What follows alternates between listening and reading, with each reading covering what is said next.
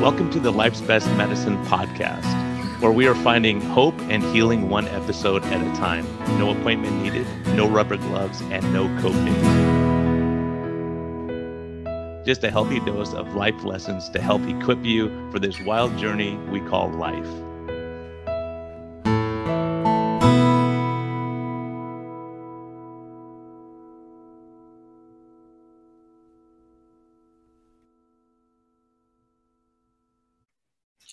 Hey everyone, I just wanted to give you an update on my trip to Guatemala. It was profound and it was fun and I had a great time. And I just wanted to give a thank you to Simply Snacking and Sue.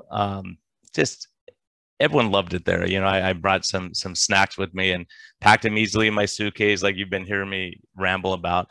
But really, the joy that it brought people, they loved it. And I knew I was giving them some nutrition and they were really enjoying it. So I made a lot of friends thanks to Simply Snacking in Guatemala.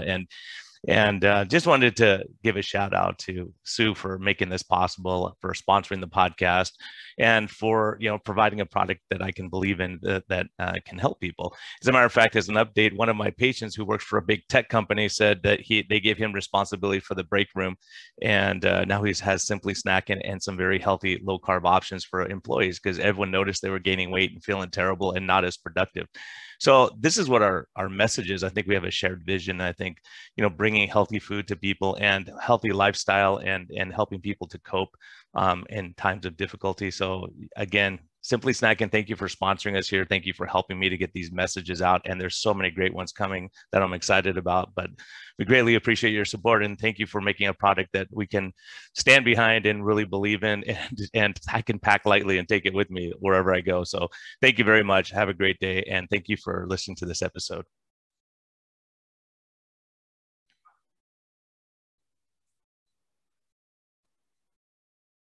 Hello and welcome back to the Life's Best Medicine podcast. Today's kind of a cool one. I have my future pastor. His dad's my pastor now. Now he's the young punk who's going to step in and take over the reins. Neil Hoffman, welcome, man, from Foothills Church. Hey, thanks for having me. Hey, thanks for coming, man. So I know you have a crazy story. This podcast is really about saying, what do you do when things get terrible? What do you do? How do you get through life? Where do you go? Like, it's not just about what you're eating or the exercise or whatever. It's like, where do you go when everything's terrible? Right. So for you, I know you've been through it, and there's a lot of questions people ask. Like for me, and I think the reason I started this podcast was I would talk about faith or hope, and people would come unglued on social media. They hated that I talked about that. The other guy says the F word, no one cares, but I go, hey, have faith. Things are going to get better. This COVID thing, at some point, we're getting through it. Mm-hmm. So I started realizing how empty people were, and like really, I think this is a time where we're saying what matters, what's important. And you're a guy who's been through some major stuff. I always thought of you as the golden child, this guy, I still think of me as the golden. Yeah, I know. You think of that and it's like, man, this guy, what does he know about life? How's he going to be a pastor? Then you realize, man, tell your story about how you your upbringing, how your dad raised you and how you got to be where you're at now. Will do. But I got to tell you first, I love that you're doing this podcast because like you said, we're in this time of just being fed fear, COVID fear. Just turn on the news and it's being fed fear. And really the medication, if you prescribe medication, well, as a pastor, we do too. Faith is the medication to fear. So I love that you're doing this. So, okay, to answer your question, I actually had a really great upbringing. I am a third generation Christian, which definitely comes with a lot of prayer that has been over the decades behind me before I was even born. So I was born into a Christian family that was serving the Lord. Got a lot of God's presence in my house. My parents really taught me well. And the truth is, like you said, the golden child. I mean, I didn't have a lot of hardships in my life. But I have noticed this too. This is interesting.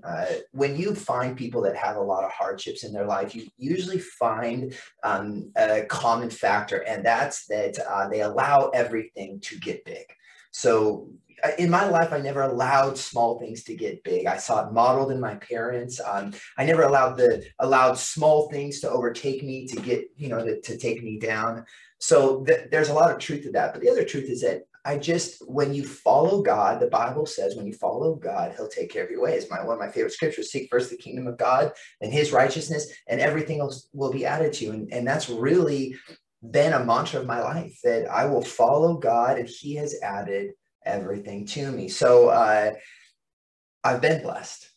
I feel the presence of God, and all the way up to, not that bad things didn't happen, but I wasn't overtaken by the things that did happen.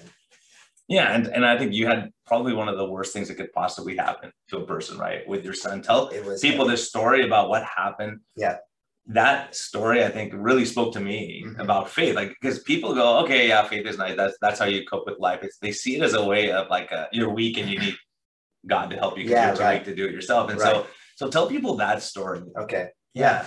So my wife and I we have 4 kids at this time, and we felt like the Lord was telling us to have another. And it's funny, having 5 kids, actually. Whenever we go around, people always ask us if we're Mormon because we have so many kids. Yeah, exactly. But so we have 4 kids at this time, and we feel the Lord calling us to have another. So at this point now, my wife is 9 months pregnant we had 3 kids with our 4th child. His name was Ryden, and we're laboring at home. Everything's been great. This has been just the same pregnancies, the same wonderful time that we've always been having. And we're at home laboring there, and my life changed. You plan your life to be a certain way. You plan for things to go down the path that you've chosen. You kind of tend to see the future as you look at your past. And we've had 3 great pregnancies, 3 great children. We're on our 9-month. We're about to have the baby. And then that's really when the walls of my life started caving in on me.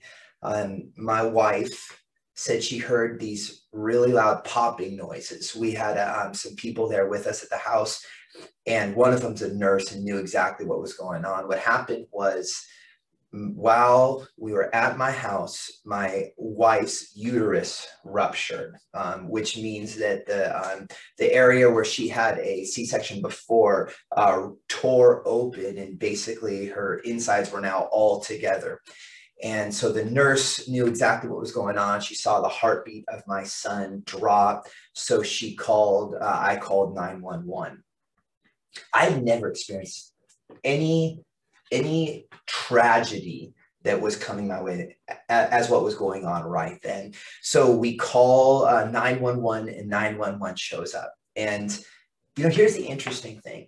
I might be losing my wife at this point. I might be losing my son at this point. And Heather and I both talk about this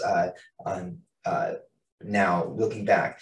It was incredible, the amount of peace that God had over us at that moment. I mean, look, throughout this whole thing, I'm going to keep going. There was not always peace. There was despair and there was hardship. But at that moment, God was handling what I couldn't handle inside of me. He knew the end. So the ambulance comes and they grab my wife. Now, just if you guys don't know what happens when a uterus ruptures, that's very deadly for both the wife and the kid, right? Yes, because the scar tissue doesn't give, the rest of it does, and that just rips, right? Because there's no flexibility there. It's like, anyone with a scar knows that. Yeah, exactly. And so even women in the hospital, when they rupture in the hospital, just to get to the operating room, a lot of times don't make it. And here we're not even at the hospital. So we jump in the car, the ambulance, and he drives us down they drive us to the hospital. Then they shove me in a room, and I have no idea what's going on. My wife goes to the operating room, and I will tell you, that was the hardest moments of my life. I'll bet it was probably only 30 minutes, but it felt like 30 years. Yeah. Sitting in this room, just weeping and crying. My life just completely changed, turned upside down. I don't know if I'm going to have a wife by the time I walk out of this room. I don't know if the love of my life, the mother of my children is even going to be on earth with me anymore. And plus you have the range of emotions because you're like excited about having a baby and everything is great, and all of a sudden, then boom. Yeah, like that, right? Exactly. It was going to happen today. We knew we were going to have our new son today. And so the change, and I remember this. I remember sitting in that it wasn't a waiting room. It was this little tiny room. And I remember being all alone. and wanting to blame God. Like everything in me wanted to blame God. Why, God, why were you allowing this to happen? I mean, I'm sure you've had those feelings before, and second guessing God's goodness and wondering in what did I do to deserve what was coming? What did my wife do to deserve what was going to come? And your son, what did he do? Yeah, nothing, right? Right. Yeah, Exactly. and this is a huge concept because people say, well, if there's a God, why does bad things happen to good people, right? Exactly. And the truth is that, you know, and when Adam and Eve sinned, sin came into the world, and we all live in a fallen, broken world that affects all of us. And I remember sitting there wanting to blame God, but I had this thought that just hit me. How God's the only one that could help us through this situation. There's no one else. I could either blame the only one that could help me, or I could start calling on him. And so I just got on my knees in that waiting room, and I apologize. There's so many emotions that come with this, but so if I start crying, I apologize. But I just got on my knees in that waiting room, and I just decided that I was going to call out to God, just start crying out to God. And I did. And after a while, someone came in, and I just knew. You fear the worst. Yeah. I just knew they were going to say that you don't have a wife anymore. You don't have a son anymore. But they didn't. They came and they said, your wife has made it out well. She's recovering right now. You're going to be able to see her. But your son hasn't. Your son has went 43 minutes with insufficient oxygen. And we can't give you any more information than that. I found out later that he was actually born dead. Yeah. They said in our dispatch papers, whatever discharge. Thank you. They said that he was born dead and they revived him, but they didn't want to tell me he was alive because the amount of brain damage that would have happened in those 43 minutes was so drastic that they didn't know if he would make it the minute. So they put him on an ambulance and sent him over to Children's Hospital. But I will tell you the relief that at least my wife was going to be there. The next thing that we needed to attack was my son. Yeah. So it was nuts. Yeah. You want me to keep going? And then what happened? Because I know they told you, they go, look, it's hopeless for him. We're going to have to put him on hospice. And I know you had some impact on the hospital when you were there. Yeah. Yes, we did. So then we get transferred over. My wife actually gets that was another miracle. I mean, from going from something like that, my wife is sent home after 24 hours so she can go down with me to go see my son at the NICU. So we're down there and they give us just the worst prognosis. They basically tell us, and I mean, this is true for what was going on. They told us that he wasn't going to make it, that there's no way he's going to make it. I can't tell you how hard it was watching him. See, in the NICU down there, they have different rows. Each row is how bad the child is needed. We were in the farthest back row. In fact, there's no child in there that had as many machines hooked up to him as my child. I remember watching him. He was sitting on a cooling pad. They would put him to a near hypothermic state to slow down the stuff so the oxygen could take faster. And you're just seeing him. He's freezing, and your heart is just. My heart was dying. I just was hurting so much for him. But even in that, there was comfort. There was despair. Don't get me wrong. Yeah. When people say when they're going through hard times that they didn't that God was there and the peace completely overshadowed everything. There's truth to that, but there's also times to despair. It's the human nature. And I remember this specific time, and I was just. My heart was heavy, and I was looking at my son inside of this glass tube, and I know that he's freezing and I can't touch him, and there's tubes going through everywhere. And the quality of life that he was experiencing right then was horrible. And my heart was just dying. And I started praying over him. And here's a cool thing. I got a vision. God gave me a vision, because it's amazing that God is always there during these times, even in our despairing. And the vision was, I still see it right now. It was the gates of heaven were in front were in front. And right here was Jesus. I knew it was Jesus. I can only see his back, holding hands with a kid who probably was about 6 or 7 years old. And I knew it was Ryden, even though Ryden's a baby. And they were looking at the gates of heaven. And I knew then that Ryden wasn't stuck inside this body feeling all this pain. I think Ryden's consciousness was with Jesus. And knowing that broke so much hurt and pain off of me, knowing that the body I saw there was being helped by the doctors, but his spirit was hanging out with Jesus. And I really believe that was going on. And that was a big help to us. Absolutely. But we got the prognosis from the doctor, and they basically said this. We sat around a table, and they showed us pictures of his brain, and they said that Ryden isn't going to make it through this hospital stay. They're keeping him alive. He's fully on life support. And they said, if for some miracle he doesn't die, the only thing that is usable in his brain is the brain stem, which basically only keeps organs operating. That's all it does. And so they said, if he makes it through, he would be a quadriplegic, stuck to a chair, drooling outside of his mouth, not able to recognize anybody, hear anybody. I mean, just kind of like they said, he will be lights out. And that was really hard for a parent to hear. You know what I mean? Yeah, absolutely.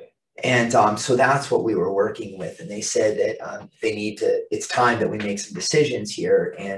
And so they ended up saying that they'd like to take him off of all the life support and see what happens. And here's where Heather and I were with this thing. We believe that there was two victories that were in front of us. Either he miraculously gets better. God moves in and changes everything. God puts his hand of healing and heals him to some degree. What we were talking about was, at very least, the cognitive ability to understand and choose God. That's what we wanted. That was our goal. Lord, could he have the cognitive ability to be able to choose you? And our other goal, our other victory was if he did die. That's the thing. Victory has no sting for a Christian. And I know that if he were to go, the pain and the hurt and the limitations would be gone in an instant, and he would be fully who God wanted him to be in heaven. And I would want to die and go see him. You know what I mean? I wasn't going to do that. I had other children here, but that feeling. And so we told him, okay, let's do it. And this was neat. We brought everybody into the room. They gave us a special room. There's special rooms for children that are passing away, so the parents can be with them and things like that. And we brought all of the family into the room and said goodbye, all my little kids and everything. It was so sweet. Children are so wonderful. I remember one of my kids coming up to him, and we had just lost a cousin, a kid cousin to cancer a few years earlier. And he just looks down to Ryden. He's like, Ryden, I'm sorry that I won't be there to teach you how to throw a ball, but Monty's in heaven, and Monty will show you. I mean, it's just so beautiful to watch this stuff happen. But here's the thing. When they took him off of life support, and we held him and we gave him up to God, and we told God that he could have him back, he started to live. This was not supposed to happen. Yeah. He never breathed on his own. He started breathing on his own, and he wasn't going away. You could feel the presence of God in that room so thick.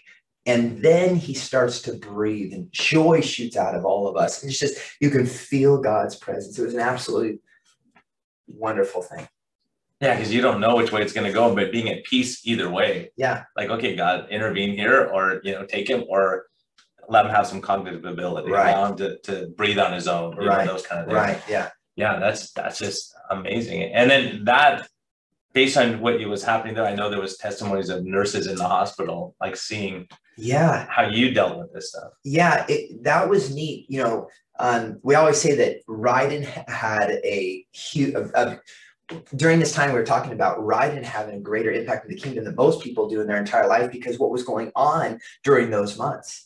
When we were at the hospital, actually, we would have nurses. We had a nurse that was assigned to us, but we'd have other nurses that would take over when she wasn't around.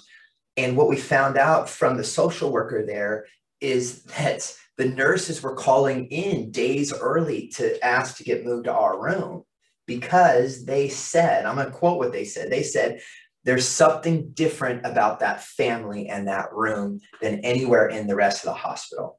There's something in that room. That's what they were saying. And it was the Holy Spirit. And we were ministering to them the whole time. I mean, it was wonderful. We were talking to them about Jesus. And I remember one of them told my wife, she said, you know, by watching you, I know how I'm supposed to act to my husband. Isn't that neat? Yeah. Another person was talking to us about going to our church. I mean, we were having this spiritual impact with them. Another one. While you're going through the worst possible time of your life. Exactly. Right. And I think that's a huge thing that people don't understand. Like, it's hard to like, you can't, like they say, a peace that surpasses all understanding. It's like, how can these people be at peace when their son, they don't know if he's going to live or die. Right. Right. That's brutal. It's believing that God is going to come through in every circumstance, that you don't lose the joy. You can lose happiness, right? Oh, I promise you, Brian, I was not happy. There was no happiness in that situation, but the joy of the Lord was always there. Despair was there, but so was the joy of the Lord. I tell you, it was just, he was walking us through this time. And when you have faith in God, and you allow God to be God, you don't question, you may question his goodness, but you believe it's still there. And you put your focus on him. It's the weight that just comes off you. I remember having on my mirror in my bathroom. Every day was a challenge. Every day there's a scripture, and it was a scripture that says, will God not clothe the lilies of the field? Will he not feed the birds? How much more will God take care of you? Don't worry about tomorrow, for tomorrow has enough worries of its own. Yeah. And I lived in that God could take care of today. Yeah. I couldn't think about tomorrow, but God would take care of today. And the joy just was really there the whole time. It really was. There was another thing I remember you talking about, but I can't remember the details, but you were at home doing something and someone called and had a word for you about. Oh my gosh. This is the way that God works. Okay. So I'm at home, and I've got my other 3 kids, and they're, I just got them down for naps and wanting to get down to the hospital with my wife and Ryden. And I'm waiting for my mother-in-law to show up to relieve me so I can leave. And it was just like the despair is the right word. I mean, you're just without hope at certain times. And I was just reeling in it. And I remember being in the kitchen, on the kitchen floor, crying. This is one of the hard times. I just didn't have energy to stand. And I just remember crying out to God, telling God, I love you. Whatever's going to happen, I'm in this. My relationship with you isn't going to change. Whatever's going to happen is going to happen. But I wanted to know why. Why was this happening? What was going on? What was your plan, God? Now, what did I do? Why? What's the sense of this, right? Right, exactly. And I was just saying, God, you just have to tell me why. Why did you allow this to happen? I'll go through this. Explain to me. Help me understand, because that's the human nature. We want to know why, but that's the nature of God. He doesn't always tell us why. But I'm sitting there and I'm crying out to God, and I get a text from a woman in our church, Janet Peterson. And she texts me. We got so many people praying right now. I mean, she texts me this text. I'm asking God, why? You just have to tell me why. She says, the hardest thing about faith is our need to know why. But to live truly in God's faith and to truly surrender to God, we have to give up the question why. You ever had God text you like that? Because that's what happened. I'm on the ground crying, asking God why. Gling, my phone rings, and God texts me through Janet. And that was a turning point in my ability to see what was going on. What happened in that moment was I knew that God saw me, God saw my family, and God saw Ryden. You know, it's easy to say, yeah, God sees us, but then in hard times, it feels like God doesn't really, he sees some people, you know what I mean? And right now he's not looking at me because look what's going on. That was my feeling, like, God, where is your goodness? Where is your, where's your hand? And then she texts me that, and everything broke. And God asked me a couple questions. And one of them, he asked, is, am I a good God? And I felt like saying, God, I know you're good, but you don't feel good right now. Yeah, I think you go through stuff like that, and people, that's a dividing line for people. People say, look, something bad, I lost my wife, I lost my child, whatever. and they go, there's no God, I hate God. Yeah. Or he doesn't exist, or however it is. And so it's so hard when you say, okay, I want to know all the answers. In medicine, we don't have all the answers. Nowhere do we have all the answers. But in faith, people say, prove it to me. Yeah. Like, how can I prove it to you? It's faith. If it was faith, I can, you're right. It's a, you can have this argument for years and years. And so, yeah. Yeah. In faith, all you can say is, well, let me give you my experience. I mean, what else? All you can tell is your story and that, and saying how you felt and all these things. So people can say, oh, this is all garbage. He's in a fantasy land. Or you say, okay, look, was it real? Because I've known, we've been in situations in Cuba and different places where it's like, this isn't a good situation. Okay, let's pray. Or, okay, God, you're with me. It's going to be fine. And that fear goes away and you can think and you can concentrate. And I think people just don't, it's hard to understand that because it's not tangible for them. Absolutely. Where you can put your finger, go, A plus B is C, right? Yeah. Whatever, Yeah. Yeah. So let me tell you real quick, neat part about this story, because there's been God moving through all this, but it's ridiculous what happens with you guys. But I agree. I feel like I'm one of God's favorites. I think so, man. I don't think God has favorites, but so anyway, to get just to this point, the hospital sends us home on hospice care. Hospice is obviously end of life care. And so we're there, we've got a nurse and we've got all this medicine, basically to just keep Ryden comfortable as he starts to pass away. Because again, there was only that brain stem that was open, that was on, and there was no other cognitive signs of cognitive ability or anything. So we get home, hospice is there, we go through all this stuff. And I remember this. I remember my wife and I, it was just such a heavy time in our life. You ever go through something so heavy that you sleep a lot? I remember we would go to sleep at like 7 o'clock. And we'd wake up the next morning at like 7 o'clock. It was 12, just our drained, emotionally drained. Emotionally drained. And I remember too, we would lay in bed awake, not wanting to get up because whoever got up first is going to look in the bassinet and see if my son's dead or alive. And it was such a struggle to even do that. But again, God was so close in all of it. It was really shocking. And in that, what happened with Ryden is that the best way I can say it is that he was sent home to die, but he stopped dying. We started treating him like he was alive. He ate dinner with all of us. He went to our things. We would do special trips with Ryden. Even though he wasn't really there, we would walk him around. And God started changing him. He wasn't dying. In fact, through this whole time at 6 months, the hospice said, I don't know what we're doing. We want to get up. We shouldn't be here. Your son's not dying. Your son's living. And that's exactly what happened. His eyes started to open, cognitive ability started coming inside of him. He started drinking out of a bottle. He started doing all of these things that defied anything that the doctor said was a possibility. They said, if a miracle happened, he would stay alive. But never would he start sitting up. He started playing with toys. He had a favorite brother. It was this incredible change that as we just waited on the Lord, that he started to move. And I'll tell you right now, let me tell you right now, that son of mine is 7 years old. Yeah. And he's still got a lot of problems. He's got diagnosed with cerebral palsy. He's got, a good amount of brain damage. He can't talk. He can't walk. He's got a wheelchair. Actually, I'll tell you this. He does talk. We have an iPad and he hits buttons. So like, I want to watch Blue's Clues. He's got all of this stuff. To see him where he is now, it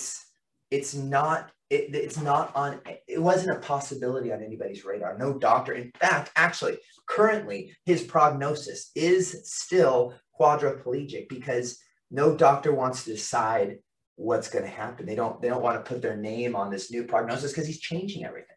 It's been incredible. Yeah, that's incredible, man. Plus just how people came out of the woodwork to help you and you needed a van. You needed to tell them the van story. You just told that recently, like how you guys ended up with new. Okay. I will. Yeah, that's funny. So, but wait, actually, can I tell you one thing before that real quick? Yeah. So we were looking into something called umbilical cord stem cell therapy. And it's basically where you take an umbilical cord, has nothing to do with, the other stem cells. It's out of the umbilical cord, and they can inject it in or infuse it into the child. It has these great changes. So we felt the Lord call us to do this thing. And but we couldn't get anybody to take us on because we're a nobody. You know what I mean? We're like trying to figure all this stuff out. So our doctor asks us about it, and we said, we're trying to get this. We want to do this, but no one will call us. We're a nobody. He says, I'm not a nobody. This is my wife's kind of call. I'm not a nobody. I'll make it happen. So he calls, this company, StemSite, calls us back and says, hey, we heard about the story. The doctor called us, and we want to do it pro bono. Isn't that nuts? That's crazy. Yeah. So that's just to take the cord blood into, because my wife was pregnant with our 5th child, and we had 5 child because we like pain. And so God covers this. Then we've got to get a doctor to do the actual therapy on it. And so we end up with the leading doctor in all of the United States for this thing over at Duke University. We talked about it at the time. You were like, Brian, what do you think about this? Yeah. I'm like, give it a shot, man. Exactly. Right. Do it, right? And so but here's the thing. Here's how God works. This is cool. It's going to cost us about 20 grand to get this whole therapy done. That's not including flights and everything like that out to North Carolina. And our insurance company canceled it. Our insurance company says, hey, we won't cover this. This isn't under our stuff. So this is going to come out of pocket. I don't have 20 grand, but we feel the Lord tell us to go. I mean, we know we're supposed to go do this. Where the 20 grand going to come from? I don't know, but I have faith that God is going to have to do something because that's what he does, right? Yeah. And so we fly. We don't have the money. We fly out there for the therapy, knowing that they're going to bill us after the therapy, and honestly being like, maybe we're going to have to like refi our house and take money out of our house. And so we're out there, and we get a phone call from our insurance company saying, hey, we revisited this and we're going to go ahead and cover you fully. Brian, do insurance companies usually call back after? They don't do that. That's a miracle in itself, man. And so anyway, so we got this therapy, and it was a stem cell therapy. And I will tell you guys, God moved through this thing in such an incredible way. My son started doing all of this new stuff within, I got to tell you, it was within 3 days we started seeing a change. And over those 6 months, my son is a different kid after that. So it's just, you put faith in God, and he moves, and now we're at 5 kids, and Ryden's doing so well. And that's amazing. Like all that stuff. Yeah. Yeah. All that stuff. And then tell them about the van. Oh yeah. Van. Okay. You guys, my life is just a story of God's movie. It really is. I've learned something. More prayer, more power, right? I mean, that's just the way it is. In fact, I just preached a message that what if your miracles are tied to the intensity of your faith? And I want to challenge you guys with that. I mean, think about that. What if your miracles tied to the intensity of your faith? And so this van story we were talking about, it's pretty good. It's just God moving. And in our lives, we had our 5th child, and our minivan is too small now. We can fit everybody in our minivan, but we can't even put equipment or groceries stuff. Inside of it. And we're realizing, oh my gosh, if we go to Costco, we have to take 2 cars. So we decide, all right, it's time. We need to get a passenger van. We need to be that family, the family that drives in the fast lane, in their big passenger van, too slow. That's going to be us. So we start looking for a passenger van to house our family. Now, we also at the same time, we have an investment that we're going to pull the money out of that investment to pay for this van. And that investment took 53 days to get the money out and back into our pockets. So for 53 days, we just gave ourselves over to prayer. You just pray for this van. And it's silly praying for something like that because, it's just a materialistic thing. But God wants to give us good things, is what he says, right? He's a better father than any of our earthly fathers. And so we just said, you know what, God, we just pray, would you be over this van?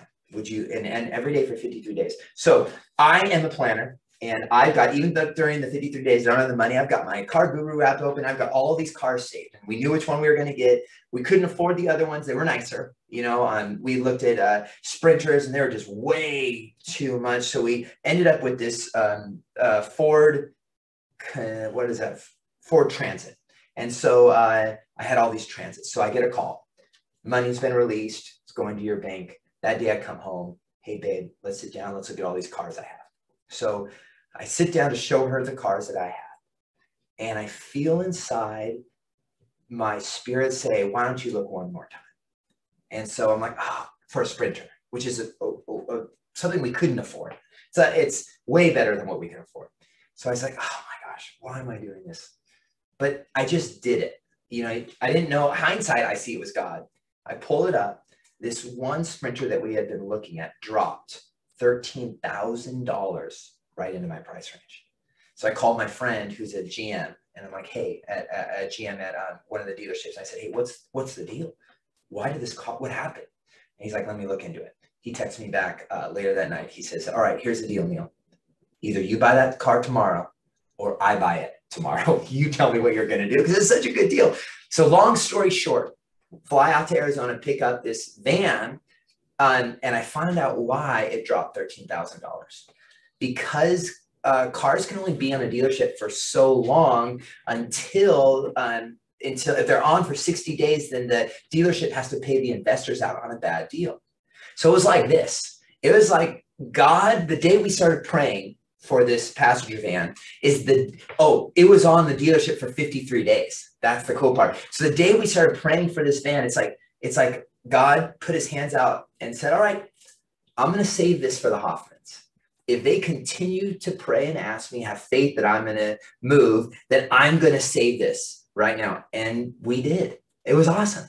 It was great. You end up and go get it and you're awesome now, right? Right. It makes me wonder how often we miss the miracle or the reward because we don't have enough faith to wait it out. Well, it's funny, and I'm going to sell you out here, I think, because when we were in Cuba together, I think I remember the story right, but we were somewhere and you kept getting this feeling you were supposed to give this one guy your watch, right? Tell them that story, because I think that's a lot of us have this, like, darn it, if I would have just done what I was called. It's a crazy one, right? That's this is crazy stuff that you see and you go, I can't explain this. So tell them that story. Yeah. So we were in Cuba, we were ministering out there and at a pastor's conference, and I kept getting the feeling inside of me that it's just a random one that I was supposed to give this certain pastor my watch.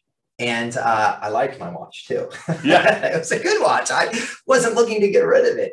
And I pushed, I was like, no, that's a weird thing. Hey, come have my watch. So again, I just kept feeling it. So finally, in sometime during that conference, I just said, you know, what can go wrong when you obey God? So I grabbed my watch. I just talked to the guy, which was hard. Like, it's weird. Yeah. You know, I had stuff like that in Cuba too. It's like weird. I'm supposed to give you this. I don't know why, but here you go. Right? Yeah, exactly. And so he ends up being one of the pastors on the coastal side that like part of his job, you know, with the Cuban stuff out there was to fish. And I don't remember what he fished, but it was this really nice underwater watch. I'm a surfer. And so he was just absolutely floored and thankful. And later that day, one of the guys that were on the trip with us said, hey, where's your watch? I mean, I had this white tan line. And I was like, oh, you know, I felt like the Lord told me to give it to this guy. And he says this, he's like, oh, was it the guy with really short hair? And he started explaining to the guy. I was like, yeah. He's like, you stole my blessing. God was telling me to give that guy my watch, and I didn't do it. Yeah, no, it's crazy because he goes, I felt the whole day I was supposed to give him my watch, and he bought it. And I think there's so many times like that in life where we're like, I'm not listening. I know you're one of the nuttiest guys as far as like having times where God says, okay, do this. And there was some random thing, you're at a gas station somewhere and like cross paths with some guy, and it was just the whole thing was so. Do you remember that story? You've had so many. Tell people some of your story, like some of the stuff where you just go, yeah, I should do this. Yeah, it's gosh, there's so many. Yeah, there's so many. Okay, here I'll give you one. This just happened this year, actually. My wife and my family and I went down to Mexico. We go. We're in San Diego, so we go vacation to Mexico a lot, and we've got a house down there. And next to us, right next door to us, was there's a family that owns a house. There's kind of just like a bunch of vacation homes right there. And their kids were down there. So this older couple has the house, and their daughter and son-in-law were down there. And we'd never met them before or anything like that. And we were coming down, we were bringing another family with us. And so it went our house, and then right next to us was this couple. And then on the other side of them was this other family that we brought in. So they were kind of like sandwiched by these two Christian families. And they started hanging out with us and having a good time. And you know, our faith and this other family's faith, it permeates everything we do. You know, it's about God. We pray and all that kind of stuff just throughout the day. And this family, or this couple that was in the house in between us, we're not Christians, don't know much about God, but just being around us, they were right. God was just calling on them and pulling them in and pricking them. And the husband asked me a couple questions, and I just knew, oh, God is testing these guys. He's like, hey, the other day, it was this one morning, we were going to go fishing. He was coming with us, and he's like, hey, the other day you told me that he had asked me why I was a pastor. I told him I heard the Lord call me to it, which is true. And he's like, what did that sound like? Like, I don't understand. What do you mean you heard him tell you?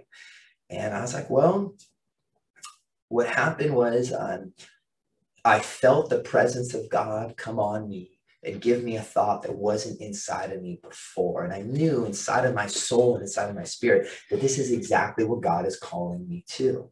And then he says, he doesn't go to church, he doesn't know the lingo. He's like, oh my gosh, I'm getting goosebumps all over my body. Yeah. That's like, it's the Holy Spirit. And he's like, I think that same thing happened to me yesterday after we talked, where the God was calling him to do something. And so I was like, you know, Jim, I think God is standing at the door of your heart, and he's knocking, and he's calling to you, and he wants you to come home with him. And he's like, whoa, what's all the goosebumps? So just the presence of God was on him and moving. So he's like, I can't do this without my wife. His wife's asleep. I was like, hey, that's fine. I mean, you can do it without your wife, but that's fine. So anyway, the next day, we're in my house, and the other family that we came down was within my house, and they walk in. The couple, Jim and Brittany, that's their names, walk into our house holding hands, fully tears going down their face. And they just come in, they say, we need what you guys have. And right there on vacation in Mexico, we lead these guys to the Lord. And you know this is what I want to bring about. You know what's interesting what they said? They said this, they said, after they accepted Christ in their heart, they said, when you guys came down to the campo, everything got brighter. And we were so afraid that when you left, things were going to get dark again. Brian, that is our life. Yeah. Everywhere we go. That's a huge thing, because, you know, that's a huge thing, because I think a lot of people, they feel like you're forcing your values on them, or you're trying to take away their fun, or you're trying to and it's a hard thing to say, no, I love you. And that's why I say it, right? When it's because I want you to have the joy I have. I want you to have the peace. And it's hard when people fight you on the peace that they need. It's the same thing as low carb. It's the same thing as everything, that you need this medicine. Yeah. But it's hard to convince that person, God, this is going to help you. If you're stressed and tense and hate the world, and you're having marital problems, you have to step back and look at it. Right. But I think the big thing is I think people in their minds, I've heard so many times, all Christians are bad. They're going to rip you off. They're going to do bad stuff too. And they're all hypocrites and all this stuff, which may be true a lot of the times. Right. But I think, you know, but when you look at it, I mean, we're in like 8th place right now compared to medical advice and all that kind of stuff right now. Like the hypocrites are like, we're falling down, right? Because everyone's just bypassing us. But yeah, it's like, I think it's when you're real and people see you're real, it's like, you don't get any bonus points if they become Christian or not, but you know, it can help their life. Yeah. You know, and your faith is increased for the next time. So, I mean, it really is neat. You know, can I encourage him with something real quick? Yeah, totally, man. Through this whole thing with my son, my wife and I found ourselves in an interesting place. I'm a pastor, and we follow the Lord, and we always thought, do you remember the story of the lame man who couldn't get to Jesus? The whole house was filled, and his friends come and rip off the roof. Remember that story? I always thought I would find myself in that story, where I'm up there ripping the roof off to lower other people down to Jesus. I mean, that's really what I saw my life as being. But then one day I find myself and my family on the cot by other people being lowered down to Jesus. Yeah.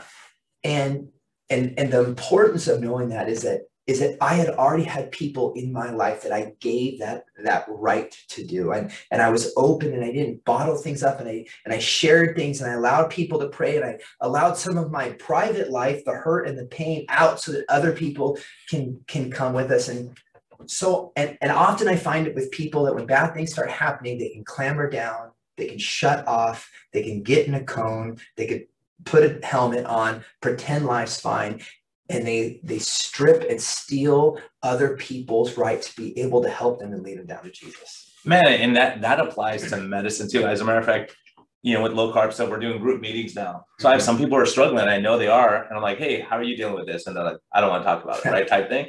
And then what happens is then I'm meeting individually with people, and everyone goes, I feel so weird in the meetings because everyone else has their act together except me.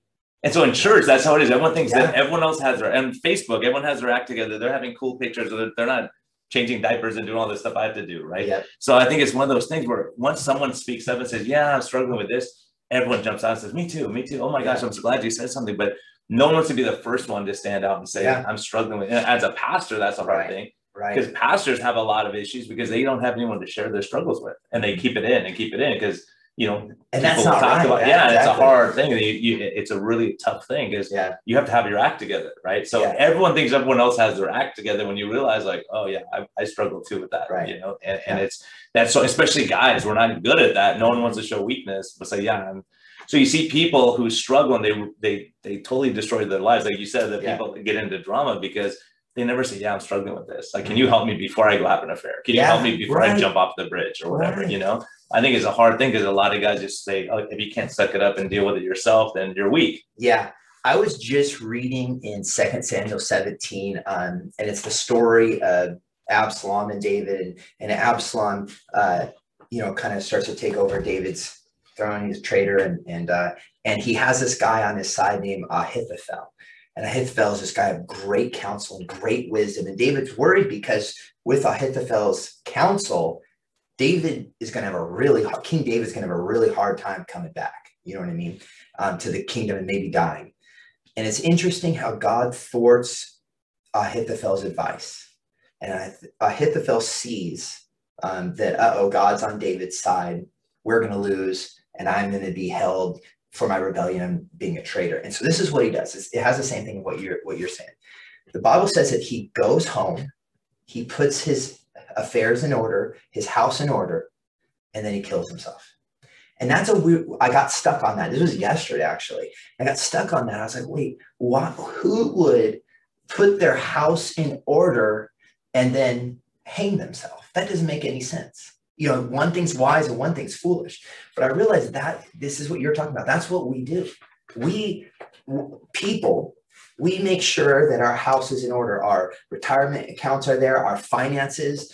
We plan our finances. We go see doctors and make sure we're healthy. We're on diets, but we allow our souls to die.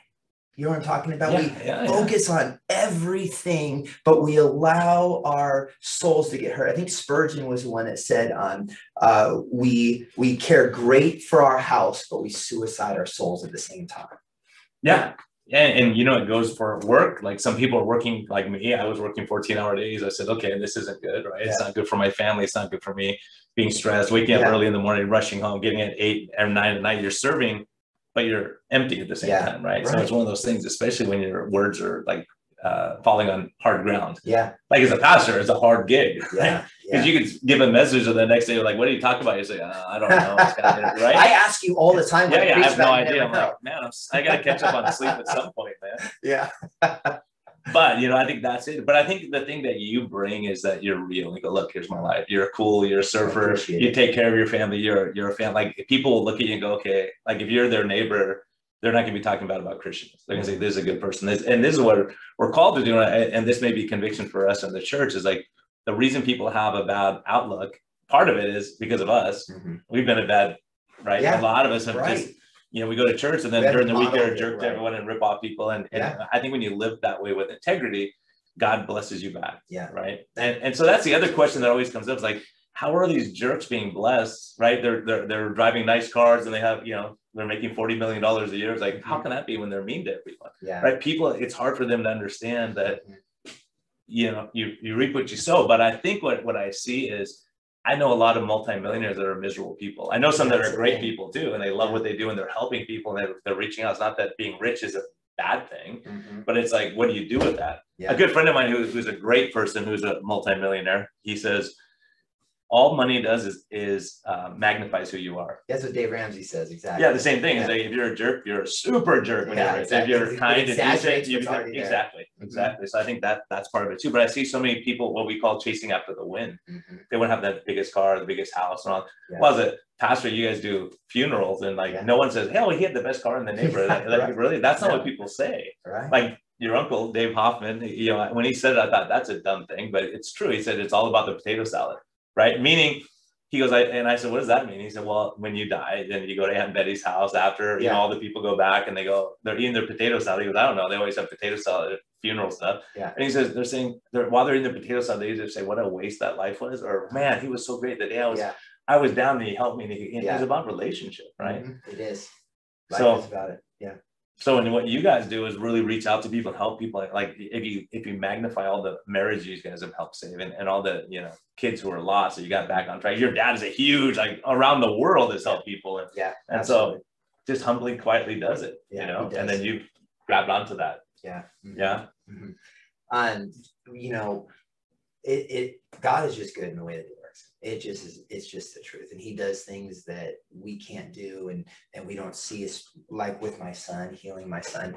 I just want, can I finish one thing off about him real quick that just hit my mind is, one day, so my son's not out of the dark by any means. I mean, we're in the hospital probably about 5 times a year. We joke that we have got like gold star membership at the hospital because he has these seizures that are life-threatening seizures and send us in. The Lord spoke to me about something. I just want to encourage you, if any of you out there have something similar, or someone's dying, something's going on, and you're asking God the same question, why is this happening? The Lord showed me something that I'd never seen before when Jesus died. When Jesus died on the cross, do you remember the last 3 things he said, or the last thing he said?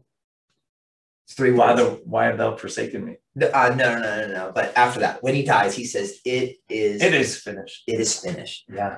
And I read that and I realized something. Jesus died at 33 years old, right? And for us, we would say, oh man, he died before his time, right? We evaluate life as a life to a good old ripe age. But he said something there. He said, it is finished.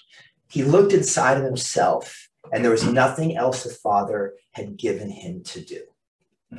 So he finished his calling at 33. You know what I mean? He finished it before all of us and was able to go home. We don't know how long Ryden's going to be with us because until the seizure disorder goes away, because it's a pretty profound one, he's still in a little bit in the clutches of death. But if he dies, I tell you this, I know he died when he had finished everything that God had called him to do. So many people are hearing, are praying. Even my son has taught little kids to pray. Every day I hear people say, every day when I put my kids to bed, we pray for little Ryden. I mean, it's been 7 years of teaching kids how to pray, 7 years of doctors watching miraculous things happen. And it's like of nurses being around the entire family being influenced for Jesus. And I just encourage you, if you have someone that may be in a similar position as my son, remember this, they're not dying before their time. It's very likely that they're dying because everything that God has called them to do is now finished and they get to go home. They just get to do it before we go home. Yeah, I think that's so important to I think, and a lot of people, like people ask me, why do you go to Guatemala? So you put your life at risk. So like, if God's done with me, he's done. Yeah. Right. Don't do dumb stuff, of course, but, right.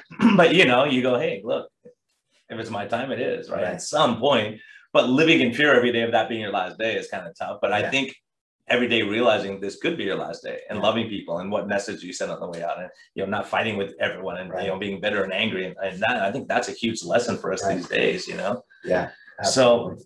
So thanks for joining me, man. Yeah, man. It's always good awesome. being here. So if you said, look, here's what matters. Like, what would you say if I say, hey, Neil Hoffman. What's life's best medicine to you? What gets you through? What is it that when things are bad, like you've been through?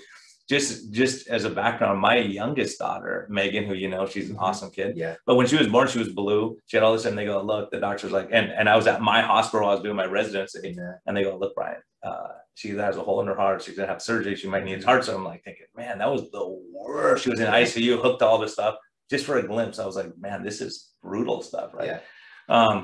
So when I heard your show, I was like, man, I can't even have a millionth of a fraction of what you went through for all that time. When they go, hey, look, it's different, but you felt the pain. You feel the pain of like you're helpless and you can't do something, even though you know all this stuff. It's like, it's not in your hands at that point. I think that was a faith building thing where I'm like, okay, let me pray about it and like, spend time with my wife. And it turned out she was fine. There was nothing major, but I remember like sitting there going, wow, this is happening to me. This is crazy. Like to my family, like it happens to other people. Right. Exactly. Mm-hmm. I think the advice I can give is this. I know I've used a lot of scripture, but that's hey man, that's what you do, man. That's your job. It's this. It's so clear to me. The Bible says we make things so complicated. The Bible makes it simple for us. He says, seek first the kingdom and his righteousness, and all things will be added. And I know beyond anything, and I've felt it in my life, and I've seen it in my life. It's been so clear. When we focus on God, when we seek his kingdom, when we seek his righteousness, he takes care of everything, right? He may not take care of it the way we want him to, but that's because his ways are higher than our ways and his thoughts are higher than our thoughts, right? We don't always know or see or understand, but I know I've been called to do one thing, to seek him in his righteousness. And when I do that, I allow him to take care of everything else. When I seek my own way and my own ideas and my own fixes, that's when I strip God, I steal God's moving in my life. So if I can give you one thing, when you get into hard things, when trouble comes, when the world is coming down, when despair is at your doorstep, the best remedy, the best prescription is to seek God and his righteousness and let him take care of the rest. Yeah, man, I can't say anything better than that. I think that, that gets you through the hard, and you may be wrong that last time, and it may be your last day, and say, okay, God's going to come, but at least you have hope. Till the last breath, you have hope, right? And you fight through these things. And so I think that's something I really want people to think about and realize, because the reason I talk about these things, because I'm a doctor and I see it. Yeah. None of us is going to live forever. Yeah. Right. So at some point you're going to have to deal with, whether it's now or I put you on a machine for 6 months, you still have to deal with that last day. It's coming, right? For all of us. So I think that's something we don't like to think about, and it's not pretty and all those things. But I think, how do you live your life? Right. So you can't live in fear and hide all day inside and not engage with people because you're afraid they may not like you, or not reach out to people because they might think you're weird. So I think that's the thing. And this podcast took me 2 years to do, because I was putting it off, because I'm like, I'm a low carb guy. If I start talking about this, people are not going to like it. Some people are going to be offended. I've lost followers because of it. Right. You go, okay. But I've gained a ton of followers too. Right. So you look and you go, okay, it's who the message is for. And really it's for the really lost people, the people who would fight the most with me.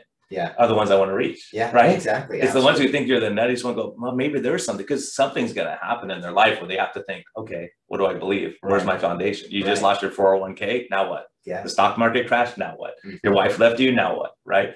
So I think a lot of people now, when things get hard, we start thinking in those ways. So guys like you who've lived it already, right? And you can have wisdom in that of saying, hey, look, here's how I dealt with it. Here's what worked for me, right? Maybe it'll work for you. At least try and see, at least, because there's so many people, I think, like that couple, they were lost and they were feeling that they needed something new. Like someone just shocked me the other day and said, hey, where's a good church to go to? I really need to seek. I heard one episode of the podcast and I've had this happening because I just want to open the door for people. You don't have to believe exactly what we believe, right? But the point is, like, what works for you?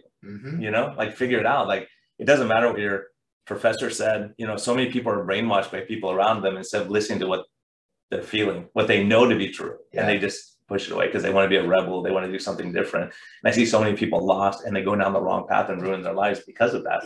Because they think having an affair is cool because their friend did it or whatever it is. And then you see the train wreck that happened. Right. So that's the thing, is that there are consequences to all these things. And I think living your life in a way where you can bring more people into walking the right way, they just do better, for them and for you. You're fulfilling your calling. And you don't get any bonus points, dude. I don't think, right? Maybe you do. Ultimately, maybe you get a better crown or whatever. But I think it's one of those things where you live your life and you see the joy of helping people And then that becomes more conditioned. Rather than, what I've seen on Twitter is people tear each other down. Like someone loses 100 pounds, they go, look at all the loose skin, or look at, why didn't you do it this way? It's like, look, the person, like, look at what the good they did. And so I think you see that. And then you think, well, Zuby said, he goes, it reflects more on the person making the comment than the person that's directed at. Absolutely right? True, right? So there's a lot of unhappy, hurting, miserable people who will hate people of faith. Yeah. It's tough, right? It's a tough one. So how do you live your life in a way where you can speak to them without preaching at them, without, those guys, it wasn't because you're preaching. They saw you and your family and your interaction. They go, we want to be like that. Yeah, it's kind of crazy. The Bible says that we can walk according to the Spirit. When you walk according to the Spirit, no one can be around you without feeling. Yeah. So I think that's the thing is be a light, enjoy life, love people, be kind, be decent, be like Neil, like what would Mike do? Whatever. So anyways, hey, thank you all for listening. Neil, thanks for joining me. This is awesome. Thanks for having me. We had to drag him on. He's a pastor. He's like, I'm afraid to do a podcast. So, get over your fear. We'll pray for you. But everyone, hey, thanks for listening. This is really important stuff. I think if you're going through hard times, I really want you to reflect on this. I think these are things that will help you when you're struggling with why is bad things happening to me right now? Why is my child sick? Why did my child die of cancer? Because we want to talk about all the miracles that happen, but even in these things that we think are bad, because we don't understand all the answers. And I think that's a big thing, is being able to say, okay, things aren't going my way. I don't understand what's happening, but I'm going to walk in faith. So I trust you in that. I kind of use the analogy of being on the back of a motorcycle. No one wants to be on the back of the motorcycle unless you know the best drivers and driving, and then you feel a lot more comfortable. We've been to places knowing certain people are there. It's like, okay, I feel comfortable going because my guy's a Green Beret next to me and the other one's a SEAL. I feel pretty comfortable that no one's going to hurt us here. So I think there's things like that where, just walk in that. I think God is so much bigger than a Green Beret or a SEAL. I think knowing that when you walk in that. So this guy proves it. So, hey, he's at Foothills Church in El Cajon. Yeah. And are you on social media at all or anything? I have Facebook. Facebook, all right. Yeah. That's the devil's work, but that's all right. No, I'm just kidding. All right. Hey, everyone. Thank you for joining us. Right. Have a great week. Do you notice something on the screen? Look how much taller I am. I know. You're better looking at taller. No one watched the video. Just look at the, okay. I was thinking that. Just listen to this one because he's too good looking. I don't like these kind of guys. All right. Hey, be kind to yourself. Be kind to others. Have a great week. Thank you for listening. Awesome, man.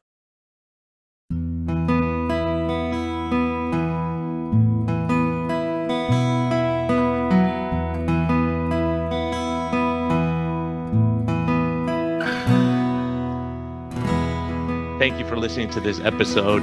We greatly appreciate your support. We would greatly appreciate a positive thumbs up on all of the platforms like iTunes and Spotify or wherever you're listening. And we just thank you for our Patreon supporters. We greatly appreciate your help in getting this message out. We think there's a lot of important information. And hopefully this helps you. Have a great day. And thank you for listening. And thank you for your support.